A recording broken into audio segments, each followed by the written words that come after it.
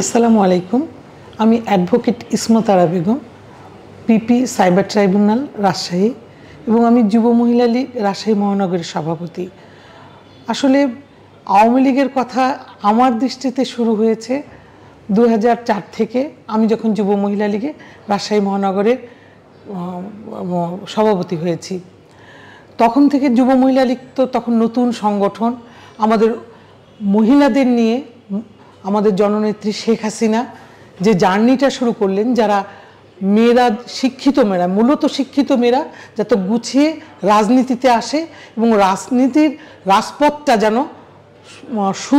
মসৃণ হয় এবং মেয়েরা যেন রাজনীতি করতে আসতে লাভজনক একটা জায়গায় নিজেদেরকে অবস্থান করতে পারে। আমাদের প্রথমেই বলতে হয় জননেত্রী শেখ হাসিনার কথা। উনি আমাদের মায়ের মতো আমাদেরকে যে প্ল্যাটফর্মটা দিয়েছেন, মেয়েদের নারী বান্ধব সমাজ দিয়েছেন, মেয়েদেরকে সর্বোচ্চ সম্মান দিয়েছেন ঘরে বাইরে রাজপথে কর্মক্ষেত্রে। এটা আসলে আমরা মেয়েরা রাজনীতি, আওয়ামী লীগের ধারাবাহিক রাজনীতি করার পেছনে কিন্তু এটাই মূল কারণ। আমরা আজ স্বাচ্ছন্দ্যে কথা বলতে পারছি, স্বাচ্ছন্দ্যে চলাফেরা করতে পারছি।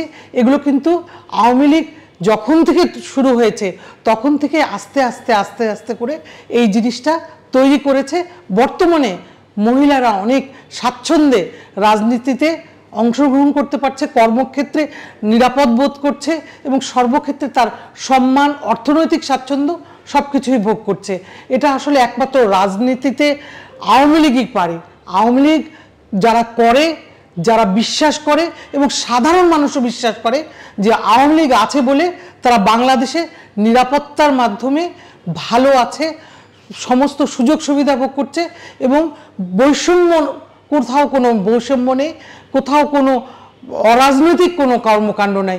যেটা বিচ্ছিন্ন দু চারটা ঘটনা যেটা ঘটে সেটা তারা ইচ্ছে সবসময়ই হয় সেটা। কিন্তু আমি বিশ্বাস করি যে আওয়ামী লীগ আছে বলেই আমরা বাংলাদেশ পেয়েছি, আওয়ামী লীগ আছে বলেই আমরা শেখ হাসিনার মতো একজন রাষ্ট্রনায়ক পেয়েছি।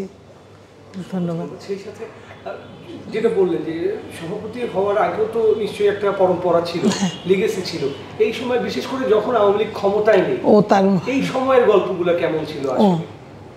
মানে যখন বুঝতে পারছি দলে ওই সময় কি ধরনের প্রতিকূলতা, প্রতিবন্ধক? তখনও কিন্তু আওয়ামী লীগ 2004 থেকে 11 পর্যন্ত কিন্তু আমরা বাইরে, তখন আমরা রাজপথে ছিলাম। ওই গল্পটাই শুনতে যাচ্ছি, কি ধরনের প্রতিবন্ধকতা ফেস করতে হয়েছে, বা ওই সময়টা তো ছিল আরো এমন একটা সময়, দেখা খুব টিপিক্যাল সময় ছিল যখন রাজনীতি করার জন্য মেয়েরা, বিশেষ করে ঢাকাতে যুব মহিলা লীগ অনেক স্যাক্রিফাইস করেছে, অনেক জেল হয়েছে, অনেক ব্যারিকেডের সম্মুখীন হয়েছে, সমস্ত কিছু কিন্তু সেই সময়টাই হয়েছে। অনেক বেশি 111 আসছে, তার আগের যে সময়টা 111 আসার এবং ওই সময়ের মানে এইখানে রাজশাহীতে তৃণমূল পর্যায়ে আপনারা কি ফেস করেছেন? কোন ধরনের প্রতিবন্ধকতা? তখন এইটা আমি এইভাবে শুরু করে দিই তাহলে, যে যখন 111-এর আগে রাজশাহীতে তখন আমাদের মাননীয় মেয়র জননেতা HM খায়রুজ্জামান লিটন ছিল না, তখন ছিল বিএনপির মিনু। তার অরাজকতা তখন আমাদের রাজপথে থেকে আমরা প্রত্যেকটা, আমাদেরকে মিছিল করতে দিত না, আমাদেরকে কোনো সভা করতে দিত না, আমাদের উপরে যে অত্যাচার তারা করতো, মেয়েদেরকে সম্মান দিত না, তারা রাজপথে থাকলে তাদেরকে সেখান থেকে বিচ্ছিন্ন করে দিত। আমরা অনেক কষ্ট করে সেই সময় আমরা রাজনীতি করেছি, মেয়েদেরকে বাইর করে নিয়ে এসে রাস্তাতে একত্রিত হয়েছি। আমরা চেয়েছি যে এর পতন হোক, এই বিএনপির পতন হোক এবং রাজনীতিটা একটা মসৃণ অবস্থায় ফিরে আসুক। এবং সেই সময় কিন্তু আমরা অনেক বাধা প্রতিবন্ধকতার মধ্য দিয়ে রাজনীতিতে থেকেছি, সেই কারণে তার সুফল আমরা বর্তমানে পাচ্ছি। অবশ্যই। কি ধরনের প্রতিবন্ধকতাগুলো তারা তৈরি করতো আপনাদের উপরে? মিছিল মিটিংয়ে কি কোনো পুলিশি হামলা?